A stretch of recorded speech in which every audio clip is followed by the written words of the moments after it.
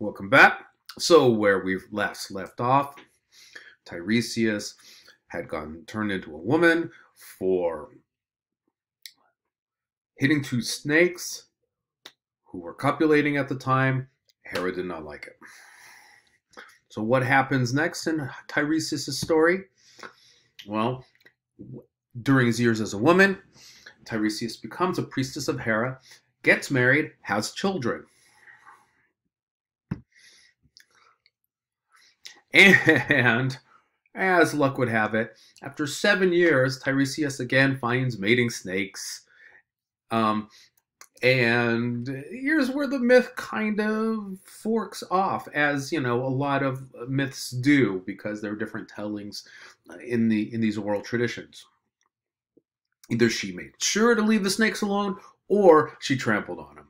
But whatever that course of action was,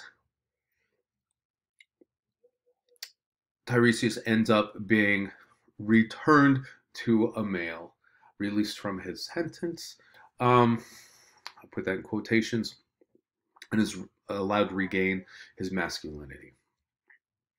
Now, what makes Tiresias a really operative figure in the tryst episode with the young man Carbuncular in Wasteland is that Tiresias, having had experience with both genders and with both sexes as his subjectivity, is able to comment upon it directly, right?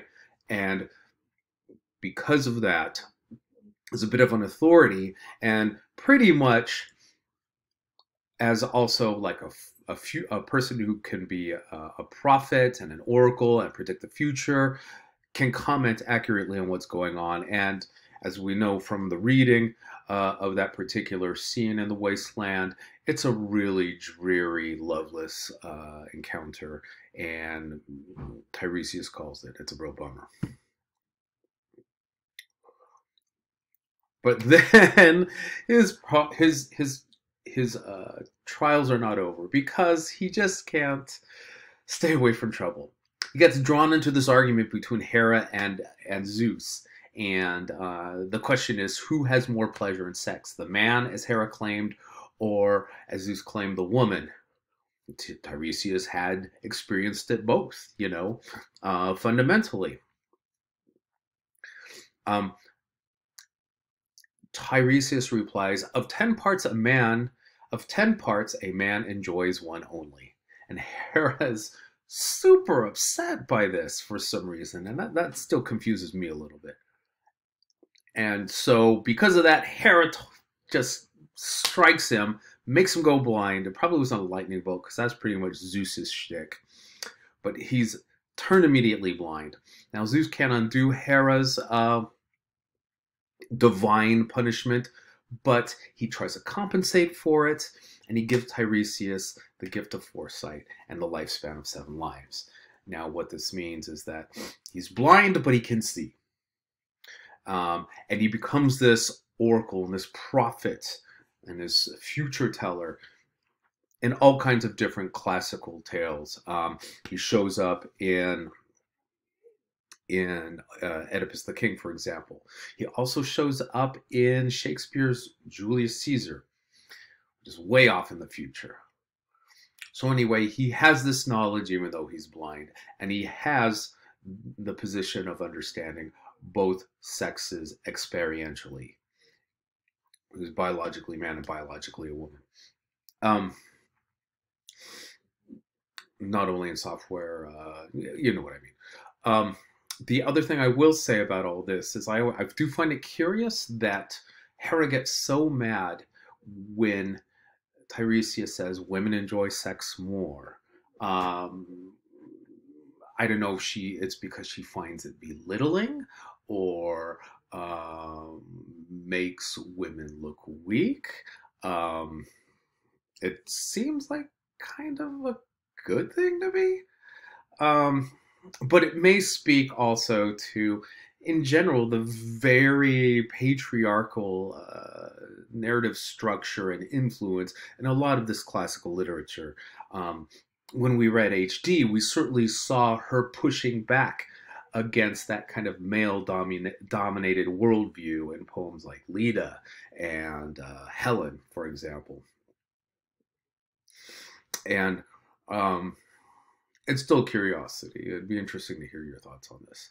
Anyway, I thought I'd throw this in this stuff about Tiresias because he is a fascinating character, and I think has one of the more humanizing moments in The Wasteland.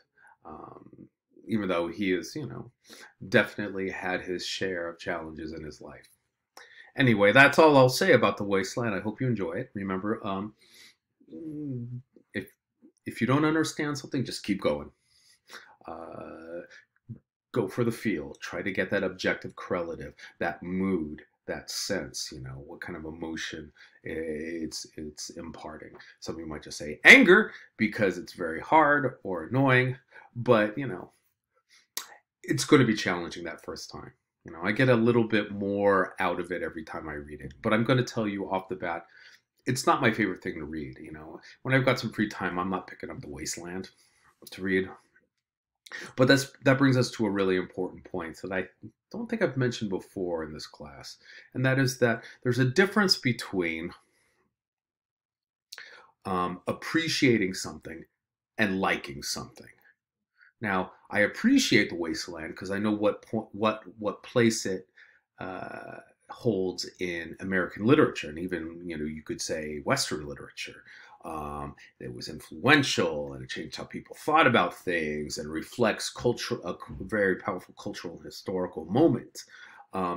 Doesn't mean I like it all that much, or that I'm going to be picking it up. I mean, I'm glad it's there. Um, it's like when people talk about Citizen Kane. A lot of film critics will talk about how Citizen Kane is the perfect movie or the best movie ever made. And I appreciate Citizen Kane. I think it's really good. It's not the first movie I'm going to watch when I have my free time, just because my interests are elsewhere. Um, but I appreciate its importance. I appreciate how it changed film. I appreciate the artistic, you know, uh, uh, input that was necessary to create such a work. At all levels: the lighting, the staging, the directing, the script, yada yada yada. But it doesn't necessarily mean it's the thing I like the most uh, to come back to again and again and again. So keep that in mind. It's just one of those mountains you got to climb it, especially if you're an English major. Anyway, this really is the end this time. Once again, hit me up if you got any questions. I'll be talking to you soon.